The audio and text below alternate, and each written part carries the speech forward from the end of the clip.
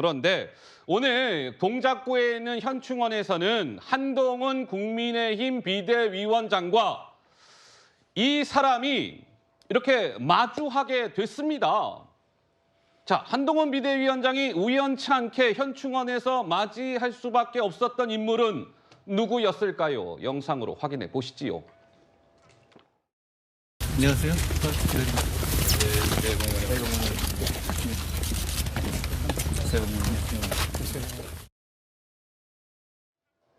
네, 현충원에서 이제 한동훈 비대위원장과 이재명 민주당 대표가 이렇게 오며 가며 만나게 됐는데 무슨 대화를 나눌지 혹시라도 저 두 사람이 뭔가 그래도 대화를 하지 않을까라고 했는데 대화는 딱 한마디였습니다. 서로 간에.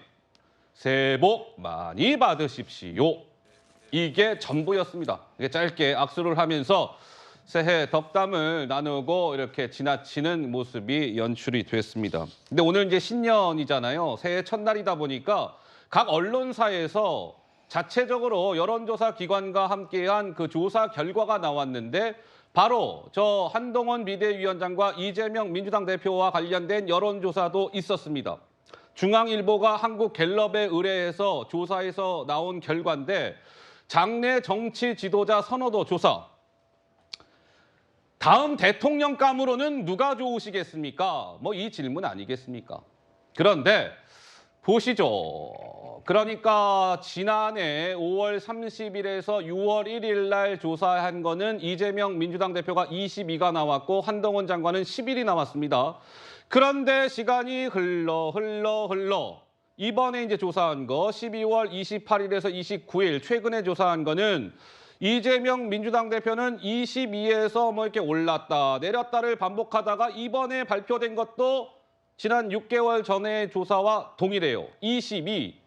근데 한동훈 장관은 지난해 5월 30일, 6월 1일 조사는 11이었는데 계속 뭔가 상승세를 타서 이번에 조사한 걸 보니까 24%가 나왔습니다. 그러니까 한 6개월 정도 만에 한동훈 장관은 11에서 24가 됐으니 13%포인트가 올랐고 이재명 민주당 대표는 6개월 동안 뭐 지지율이 그대로 22다. 뭐 이렇게 봐야 되는 것이죠.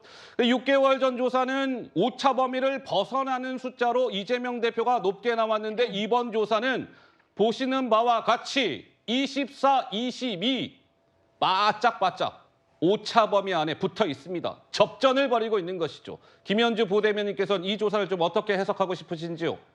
이 모든 여론조사라고 하는 것은 예. 그 당시에 이제 숫자의 비교보다는 전체적인 추세가 어떻게 되는 것인가를 보는 것이 더 그 합당한 분석일 것입니다. 그럼 보면은 한동훈 비대위원장의 경우에는 그 그래프가 예. 우상향으로 지금 가고 있는데 우상향. 이재명 대표의 경우는 작년 5월과 별반 차이가 없는 수치를 보이고 있다. 어허. 그것도 중요하지만 좀 횡보하는 모습을 보이고 있다. 횡보. 이렇게 평가를 할 수가 있겠죠. 이번 총선은 윤석열 정부의 국정 3년 차에 접어든 선거이기 때문에 이것이 기존 정부에 대한 평가의 성격이 짙다라는 것이 정치를 바라보는 많은 분석적 시각을 갖고 계신 분들의 의견입니다만 예. 이 지금 선호도 조사를 보면은요 이번 총선이 그 미래 권력에 대해서 과연 어떤 그 기대를 국민들이 갖고 있는가를 보여주는 것으로 그 총선의 성격이 좀 변화하고 있다라는 것을 읽을 수 있을 것 같습니다. 그래요? 그런 점에서는 국민의힘에게 있어서 상당히 좀 좋은 사인이 아닌가라는 생각이 들고요. 이제 국민 여러분들이 보시기에 지금 제일 정치에 대해서 못마땅한 게 지금 우리나라가 세계 10위권의 경제 대국이고 뭐 문화로 보나 모든 면에서 앞서 나가고 있는데 우리 정치가 삼류 사류로 발목 잡고 있다는 거는 모든 국민들이 다 동의하는 바 아니겠습니까? 예. 그렇기 때문에 이에 대한 정치 교체를 강력히 요구하고 있는 것이 국민들의 뜻이고 또 한동훈 비대위원장이 취임사에서 그랬잖아요. 우리 국민들은 민주화 산업화를 동시에 다 이뤄낸 국민들이기 때문에 예. 더 좋은 정치를 가질 그런 자격이 있다라고 했습니다. 그렇기 때문에 그런 더 좋은 정치로의 변화 이런 것들의 열망이 저런 여론조사에 좀 반영된 것이 아닌가 저는 그렇게 생각합니다. 자, 좀 전 그래프를 좀 다시 한번 시청자 여러분들 한번 저와 함께 보시지요. 여론조사는 뭐 많은 분들이 얘기하는 게 이게 일희일비하면 안 된다. 그때그때 조사에 일희일비하는 것이 아니라 이 추세를 봐야 된다. 다른 말로 하면 이 흐름이라는 것을 봐야 된다. 그것이 여론조사를 읽는 포인트다. 이런 얘기들을 많이 하죠.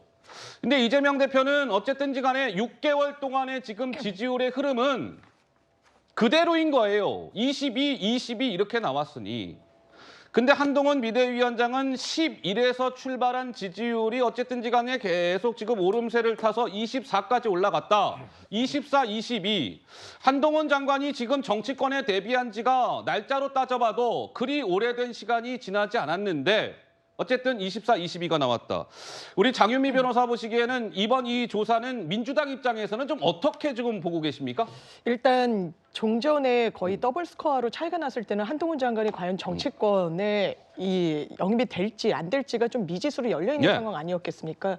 그런데 짚어주신 대로 이게 정치권에 데뷔를 한 직후기 때문에 나오는 신상 효과임을 좀 부인할 수 없는 일종의 컨벤션 효과. 예, 그런 부분을 부인할 수는 없어 보입니다. 이 조사 방식에 대해서 구체적으로 좀 살펴봐야 되겠지만 아무래도 선호하는 향후 이제 차기 지도자 감이라는 그 질문, 열린 질문에 대해서 아마 그 질문을 받은 응답자들이 이야기를 하는 형식이었을 것 같은데 한국갤럽이 통상적으로 그렇게 조사를 예. 하니까요.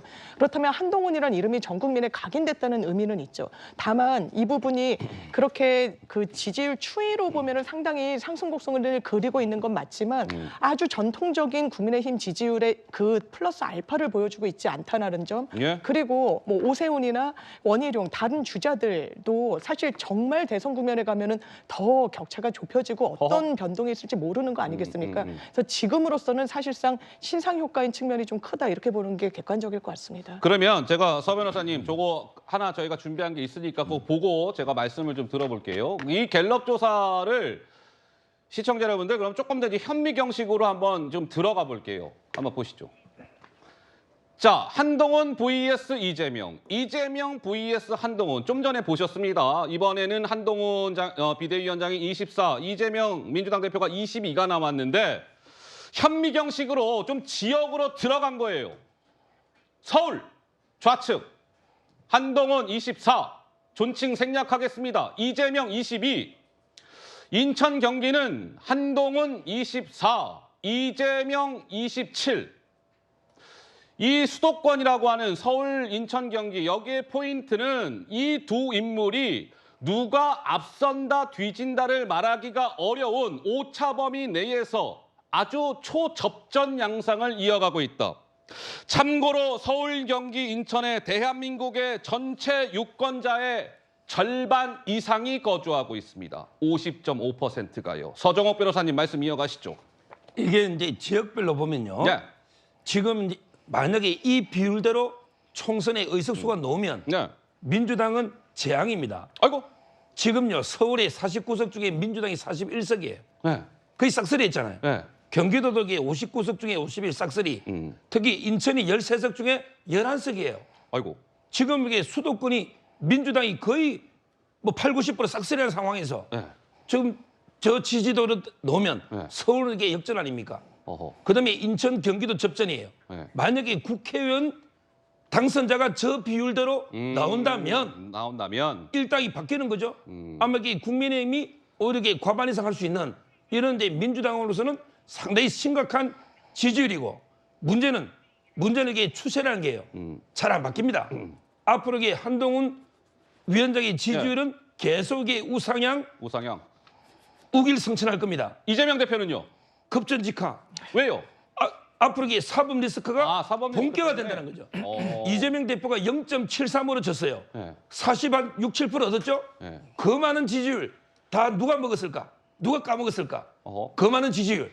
그게 바로 본인이 방탄 안 한다 했다가 방탄하고 계속 말 바꾸고 이러다면서 이게 지금 20위까지 떨어지는데 앞으로 이게 판결이 계속 나오고 네. 미리 보는 이재명 판결 이렇게 되면 이게 저는 상당히 더 흔들리고 결국은 민주당도 비대위 체제로 저는 갈 수밖에 없다고 보고 있어요.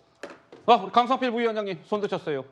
네, 이 여론조사를 보면 그 주목할 점은 한 가지인 것 같습니다. 어떤 겁니까? 보수 결집입니다. 보수 결집. 네, 어떤 의미가 있냐면 전통적으로 우리나라에서 대표적인 여론조사 기관이 갤럽과 리얼미터가 있지 않습니까? 그렇죠. 갤럽은 전화 면접 방식이고 네. ARS는 그 리얼미터입니다. 맞아요. 이건 어떤 걸 의미하냐면 정치적 올바름 효과라는 게 있어요. 그게 무슨 말이냐면 여론에 응답하는 사람들이 정치적인 분위기가 좋지 않으면 샤이 보수로 변한다는 거예요. 샤이 보수. 그렇기 때문에 전환 면적 방식으로 했을 때는 예. 보수 세력에 다소 좋지 않은 결과가 많이 나왔었는데 이번에 보수층의 약한 그런 여론조사에서도 한동훈 장관이 높은 수치를 보였다는 것은 네. 이것은 보수가 확실하게 결집을 했다. 이렇게 볼 수가 있는데 결국에는 1년 전에 지금 상황을 보면 네.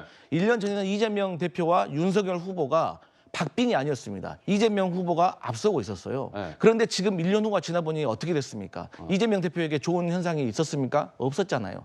그것은 무엇을 뜻하냐? 1년 후면은 어떤 상황이 벌어질지 모른다는 거예요. 그렇기 때문에 결국 그러면 이 보수층 결집이 왜 일어났냐? 한동훈 비대위원장 같은 경우는 우리 방송에서도 말을 하잖아요. 많은 사람들이 한동훈 비대위원장을 한동훈 장관이라고 아직도 발음을 잘 못하고 있어요. 그만큼 언론에 노출이 많이 됐으면서 예. 또 상황 변화가 일어난 거예요. 급변하게. 수직 상승을 하면서 그런 거에 비해서 이재명 대표는 별 정치적 변화가 없었다. 그래서 어떤 신상 효과, 컨벤션 효과 그리고 그 한동훈 장관의 어떤 컨벤션 효과가 확실히 있었다. 예. 그래서 앞으로 더 두고 볼 일이다 이런 말씀 드리겠습니다. 네, 지지율 글쎄요. 이제 뭐 앞으로 총선이 오늘로 정확히 제가 100일 딱 남았다라고 말씀을 드렸습니다. 이제 앞으로도 저 관련된 조사들이 나올 겁니다. 나올 때마다 우리 여러분들께서는 그 추이를 한번 잘 보시면 흥미로운 관전 포인트가 될 것 같고 어쨌든 이재명 한동훈 이재명 관련된 오늘 여론조사는 다 오차 범위 안에 있는 숫자들 그만큼 두 인물이 치열한 박빙, 접전, 초접전 양상을 이어가고 있다. 현재 오늘 스코어 그렇게 봐야 할 것 같습니다.